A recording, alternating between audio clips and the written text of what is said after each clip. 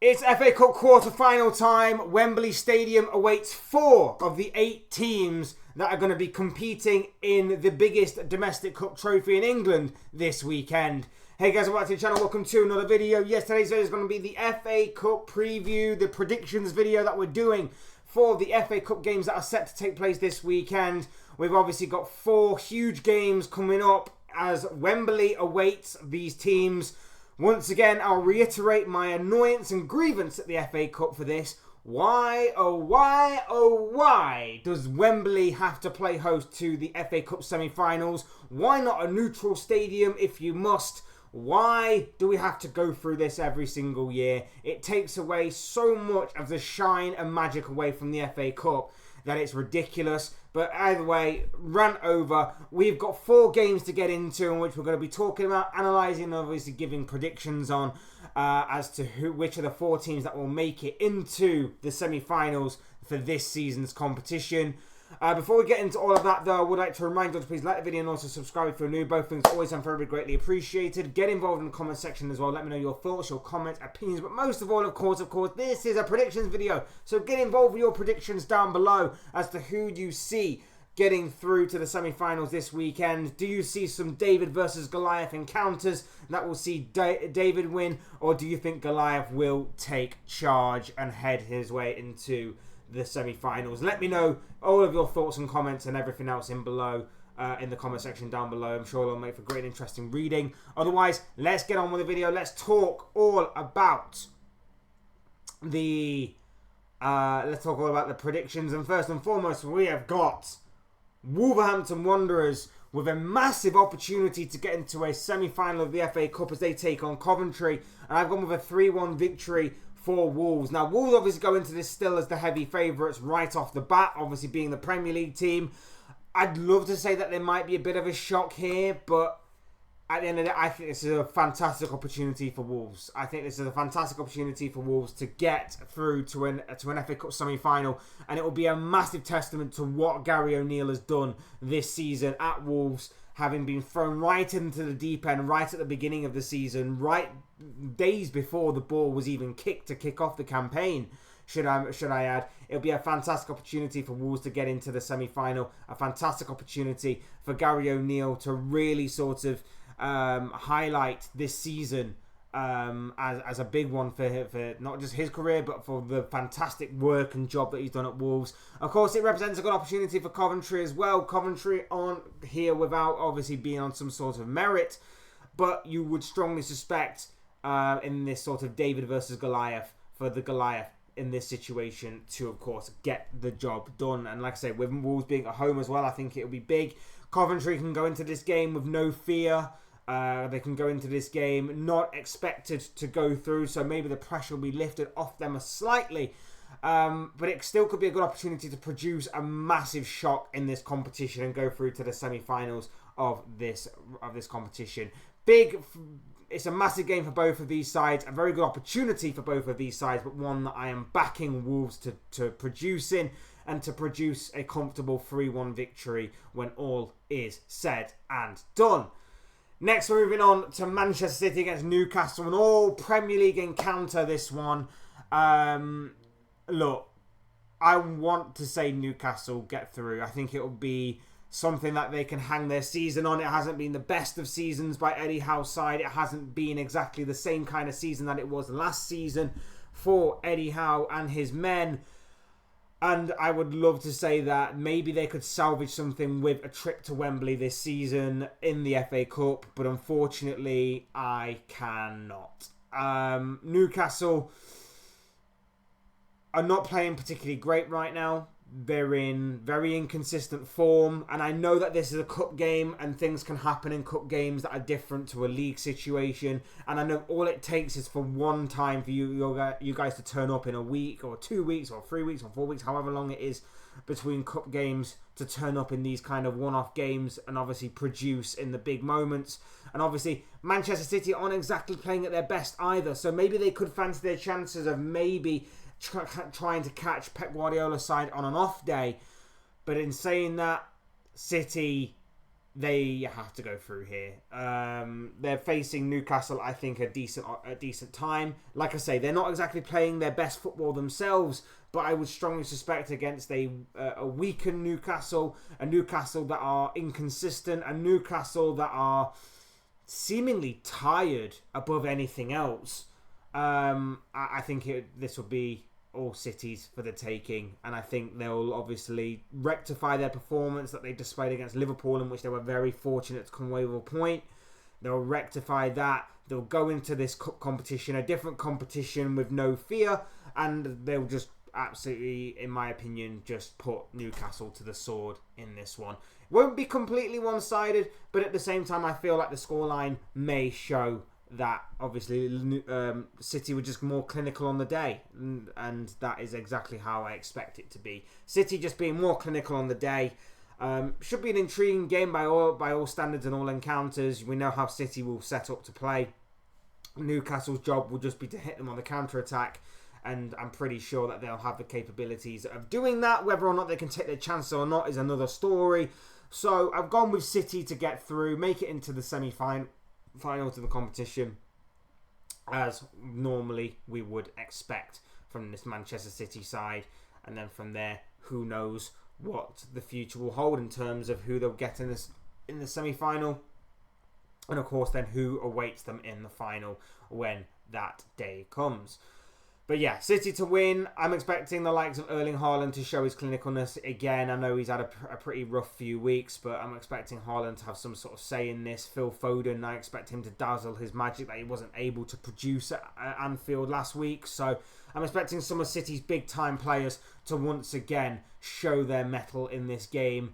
Again, I hope Newcastle can produce some sort of upset here. I'm hoping that they can salvage from what has been a very poor season and very underwhelming season, shall we say, as far as what the Magpies are concerned. But unfortunately, it is Manchester City. They are the favourites, and they are favourites for a reason. So we've got to go with City on this one. Next up, Chelsea against Leicester. That's for your Sunday afternoon viewing, your Sunday lunchtime viewing, I believe. I've gone with 3-2 to Chelsea. Now, I'm not entirely confident with this one. I never have been. You go back and watch my Premier League predictions videos. I've never been confident when it comes to predicting any result of Chelsea. They have the potential to turn up and put in a good performance, but not necessarily have the finishing to match it. They have the ability to not necessarily play the right football, but have the finishing to sometimes go on and steal some points. And then they have the potential to play really, really poorly and still manage to get something or nothing from the game. Basically, what I'm trying to say is, I know I said it in a stupid way, but they are very inconsistent. I've got no idea what to expect. And against Leicester, fighting it out for promotion to the Premier League, having a very good season in the Championship. Maybe not so much in recent weeks. They've actually hit a bit of an inconsistent rough patch. I have no idea. Leicester will certainly fancy their chances. This Chelsea side, the only thing that they seemingly have over this Leicester side right now is the fact that obviously they are in the Premier League, Leicester are not, and the fact that their players cost a hell of a lot more money than what Leicester's did. It'll be interesting to see how this game works out. It'll be interesting to see what kind of game both of these sides play. But if I'm Leicester, I'm there fancying my chances on this one. I am there, and I'm going to say, look, I'm going to put in a performance that is going to leave it all out on the pitch. Because Chelsea are there for the taking, and there's a spot at Wembley. And the fear is for Chelsea, if Chelsea do lose this, that is their season over and done with. That is their season over and done with. And we've only just hit the middle of March. So that is the big fear for Chelsea. That's a big fear for Pochettino. I do fear for him if obviously Chelsea are to get knocked out of this competition. What does that mean for Mauricio Pochettino? Is he going to be sacked? Will Chelsea stick by him for at least the rest of the season, where there's not really any point in which obviously their season pretty much then relies on getting into some form of European football? But some Chelsea fans will say if it ain't the Champions League, it's not worth taking. So it'll be interesting to see what happens in the aftermath of this if the Blues are to go on and lose this game against the Foxes. Like I say, Leicester will certainly be fancying their chances. They'll play with absolute confidence that they can get something from this game. I just really feel like the quality of individual, shall we say, will pull Chelsea through, as it has done for a number of weeks. The likes of Cole Palmer, I think, will turn up. I think he especially will have a big say in this game, and that's again where I fear for Leicester in this one. And I think Chelsea will be booking their place at Wembley. But only just. I don't see it being a complete rout. I don't see it being a completely convincing story. I just see it being Chelsea got lucky on the day due to individual brilliance, especially from the likes of Cole Palmer, who makes other people around him better, in my opinion. So I've gone with Chelsea to win by 3-2. And in my opinion, what is the biggest game of this round of fixtures, the biggest game of the quarterfinals, is obviously the last game that rounds it all out for us, and it comes from Old Trafford, where Manchester United will take on Liverpool, and I've gone with a 3-1 victory to Liverpool. Now, obviously, that is a bit of my head as well as my heart. I don't know why I pointed to my heart when I said head. My head as well as my heart there, in terms of I don't want to see Liverpool lose to Manchester United ever, and I can't see them losing in this scenario. So again, it's a bit more of head and heart there. Head saying that this cannot happen. This has to happen. This is logically speaking. Liverpool go in as the favourites against United, even if it is at Old Trafford, and they should get the job done and dusted. But at the same time, it is more of my heart that I am a Liverpool fan, of course. Now, it's like I said earlier, in a one-off game, anything can happen. United will have... I don't know what kind of side Liverpool are going to put out tonight. At the time of recording, this is Thursday. This is obviously before Liverpool's Europa League game. They are 5-1 up, so I'm expecting a very heavily rotated Liverpool lineup. And hopefully there are going to be no more injuries on the injury front for now until the rest, or hopefully the rest of the season at least. But you never obviously know.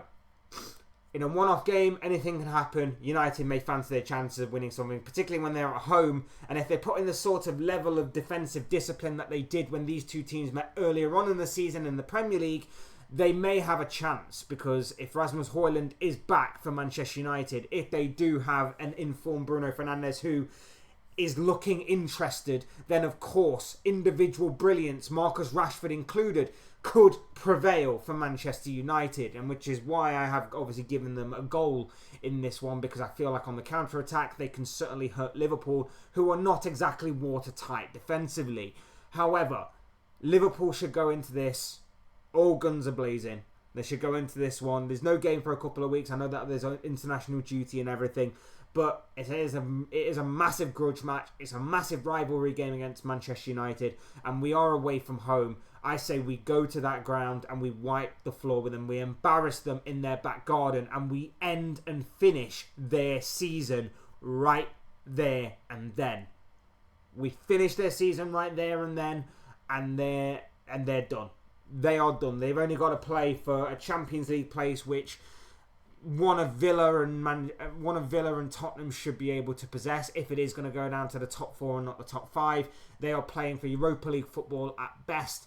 For Manchester United, this should be the part where we end their season, and especially when you consider the likes of Mohamed Salah's back for Liverpool, with Darwin Núñez firing seemingly on all cylinders as in the past several weeks or so. Alexis McAllister in the midfield playing his heart out. Wataru Endo also in that midfield alongside him, playing exceptionally well right now, and with the imperious defending from the likes of Virgil van Dijk in particular, and with this incredible goalkeeping ability that we've seemingly rediscovered, shall we say, of Keeman Kelleher, I cannot see a world in which Liverpool do not win this game. I am cautious, of course I am. On a one-off game, it can happen. An upset victory can happen for Manchester United, but I don't see it happening here. I'm praying that Liverpool go there on Sunday and absolutely wipe the floor with them, get the job done, and get through to another Wembley semi-final, another semi-final, another trip to Wembley. I'm hoping that is the case for Liverpool, and we continue to compete on all fronts because we want as many trophies as we can between now and the end of the season, between now and obviously Jurgen Klopp leaving. So I'm hoping that will all galvanise them, and obviously we will absolutely wipe the floor with Manchester United in this one. The way I see United getting in through this one is through individual brilliance, like I say, and maybe the possibility of extra time and penalties if it should come to that. But I'm hoping it doesn't. I'm hoping that Liverpool get through, and I'm hoping that Liverpool do it in dominating style, which is why I've gone for that 3-1 victory, because again, you can really tell what was going to happen in this game. United will sit back, try and soak up the pressure and hit Liverpool on the counter-attack, which they are susceptible to, and which is what I would be saying if I had this Manchester United team. But at the same time, Liverpool should find a way to unlock their defence and stick away the chances that they failed to do so last week against Manchester City, but I feel they can do one better. At the very least against Manchester United in this one. So I've gone with Liverpool to book their place in the FA Cup semi-final for this season, alongside Wolves, Manchester City and Chelsea. I don't really see any major upsets happening, but it isn't out the realms of possibility, particularly the Wolves game, particularly the Leicester game. I feel like there could be upsets there, but I don't personally see it happening right this time. And that's all you have it there on the thoughts, comments, opinions, predictions, feelings, whatever you want to call it, of this guy for the FA Cup quarter-final preview. Guys, let me know what you guys think. Let me know your thoughts, your comments, opinions, predictions, feelings. Mainly predictions, though, of course. This is a FA Cup predictions video after all. That will be great and interesting to read down below in the comment section. Let me know all of that good stuff. I'm sure it will make for fun reading. Otherwise, hit the like button on the way if you enjoyed the video. Subscribe if you're new and want to see more content like this. Both things are always and very greatly appreciated. And as always, thank you all so much for watching and listening. I've been Fletch. This has been an FA Cup predictions video / Fletch Talks video. And I will see and speak with you all again soon in another video or live stream or whatever it may be. Cheers, guys. Thanks everyone for watching. Take care. Enjoy the rest of your day. Enjoy the football this weekend, whether it be whatever league you're watching or whether it be whatever cup you're watching, like the FA Cup, for example. Enjoy it. Have fun. And I'll see and speak with you all again very, very soon.